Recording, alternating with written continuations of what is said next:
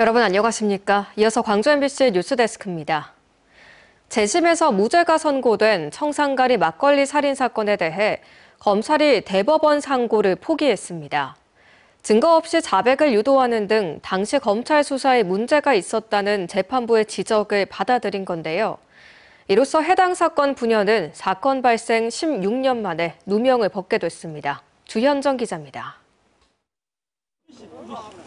아내이자 어머니, 이웃을 살해한 공범으로 지목됐던 부녀는 사건 16년 만에 열린 재심에서 무죄를 선고받았지만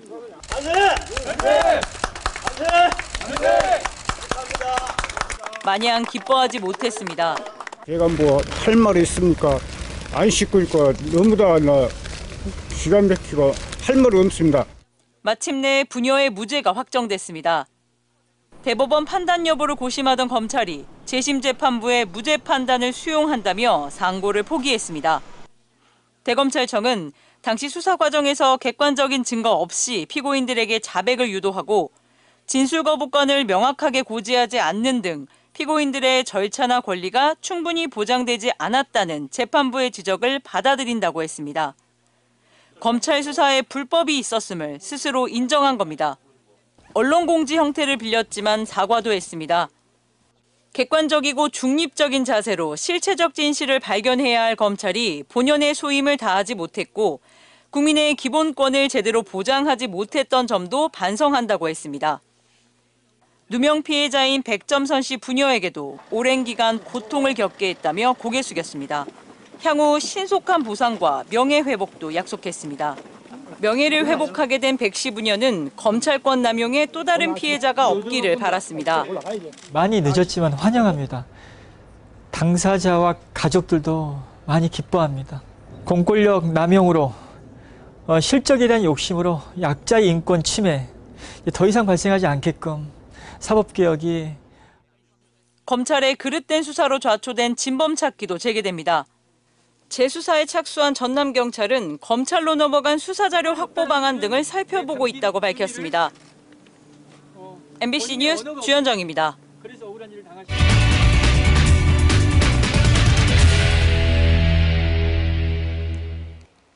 대놓고 법을 어기면서 불법 현수막을 내걸고 있는 정치인들의 실태 고발 보도 계속 이어가고 있습니다. 민주당 광주시당 위원장부터 시구 의원까지 너나 할 것 없이 불법 현수막을 내걸고 있는데요. 정작 민주당 광주시당은 불법 현수막 문제를 방치하고 있다는 지적이 나옵니다. 한 걸음 더 집중 취재 천홍희 기자가 보도합니다.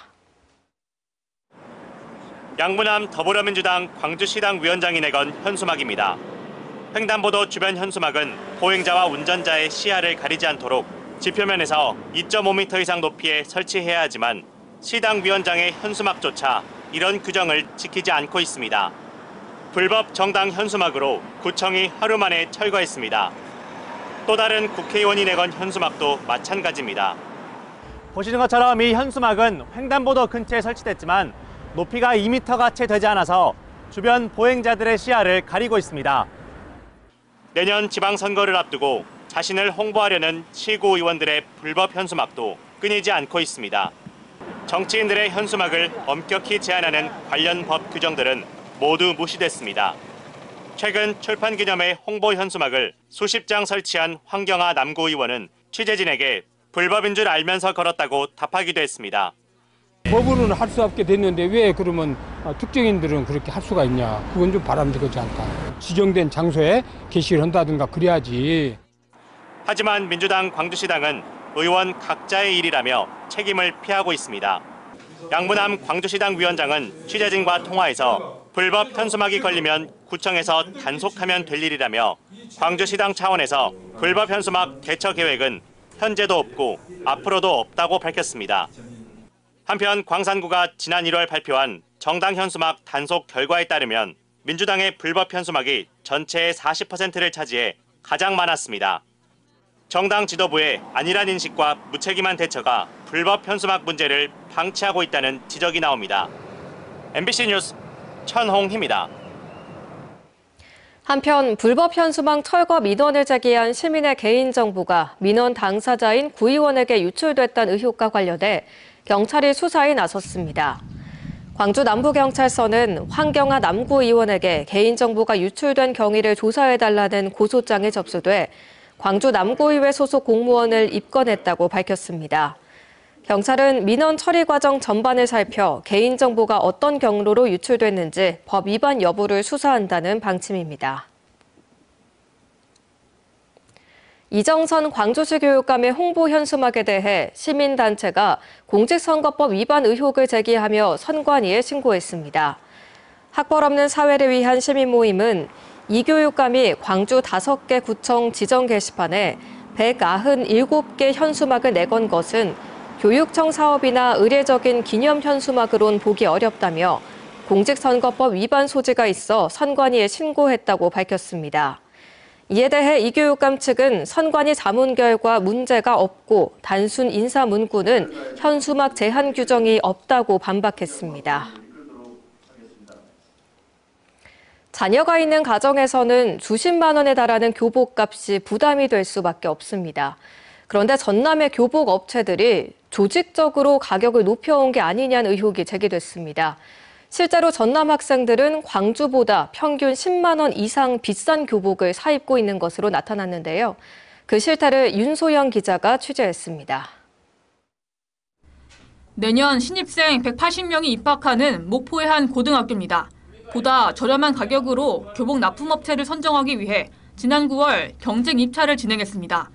교육당국이 정한 교복 상한액은 34만 원. 이보다 불과 6천 원 낮은 가격을 써낸 업체가 낙찰됐습니다. 다른 경쟁업체가 상한액인 34만 원을 거의 그대로 써내면서 사실상 자동 낙찰로 이어진 겁니다. 이제 많은 학교에서 거의 같은 상황이라고 생각합니다. 특히 목포 시내에서는 방법이 없기 때문에 그대로 수용할 수밖에 없는 그런 상황인 것 같습니다. 이 같은 현상은 전남 곳곳의 중고등학교에서도 반복되고 있습니다. 현재까지 전남 13개 학교가 경쟁 입찰을 통해 교복 업체를 선정했는데 모든 학교의 낙찰 금액이 30만 원을 넘었고 이 중 2곳을 제외하면 경쟁 업체와의 가격 차이는 5천 원도 채 되지 않았습니다. 지난해 전남 180개 학교의 입찰 결과를 봐도 평균 낙찰가는 상한액보다 7천 원 낮은 33만 원 선에 그쳤습니다. 같은 방식으로 입찰을 진행한 광주의 평균 교복 가격이 20만 원대인 것과 비교하면 전남의 교복값이 10만 원 이상 더 높게 형성된 겁니다. 특정 업체가 낙찰되도록 서로 들러리를 세우는 등 업체 간 담합이 있었던 게 아니냐는 의혹이 수년째 제기된 이유입니다. 하지만 지역 교복 업체들은 학령 인구 감소 등으로 마진이 거의 남지 않아 상한액과 비슷한 금액으로 입찰할 수밖에 없다고 말합니다. 하지만 지역별 교복값 편차가 큰 만큼 학부모와 학생들의 부담은 여전히 큽니다.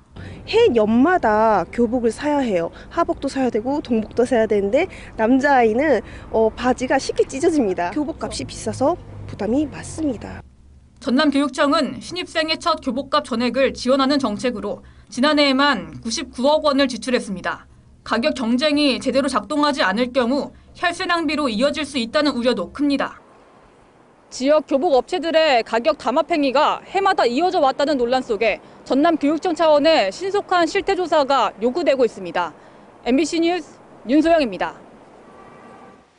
쏟아지는 중국산 저가 제품에 미국의 고율 관세까지 겹치며 철강 산업 위기도 심각한 상황인데요.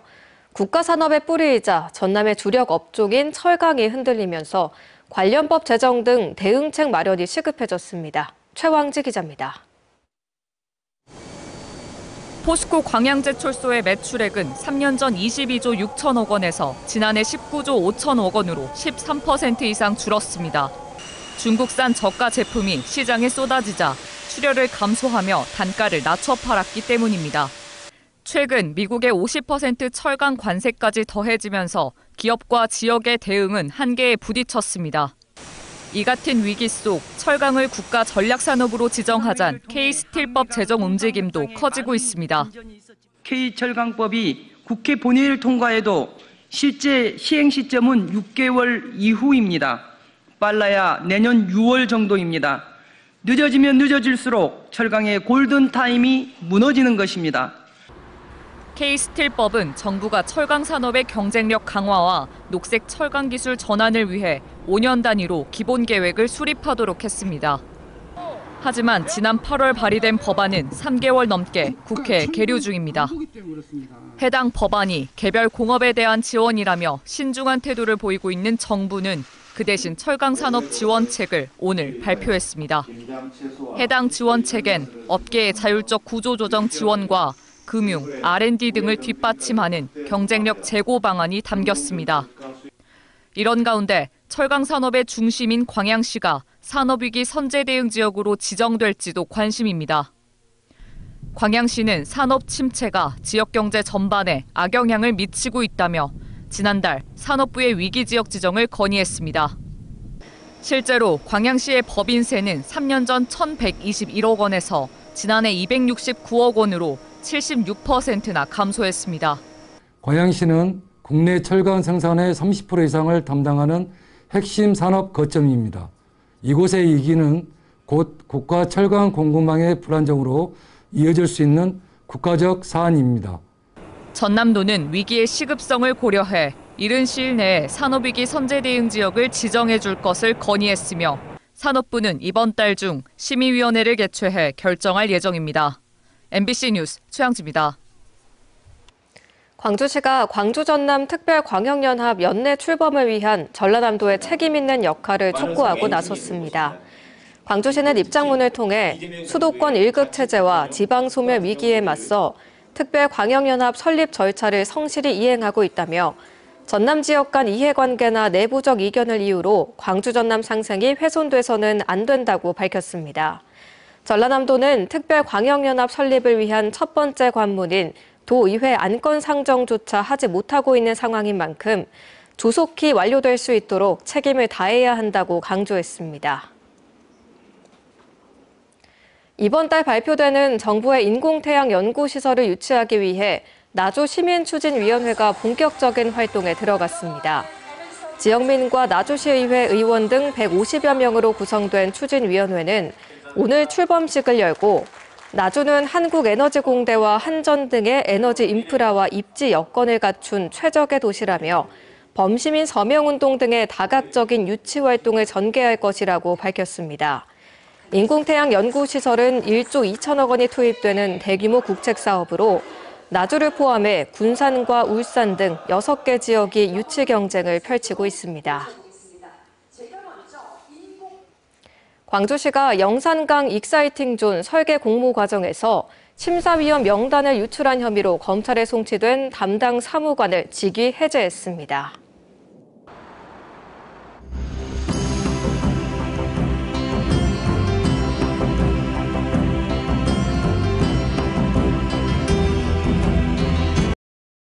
언제 어디서나 내 손 안의 뉴스. 광주 MBC 뉴스 유튜브 구독으로 함께하세요.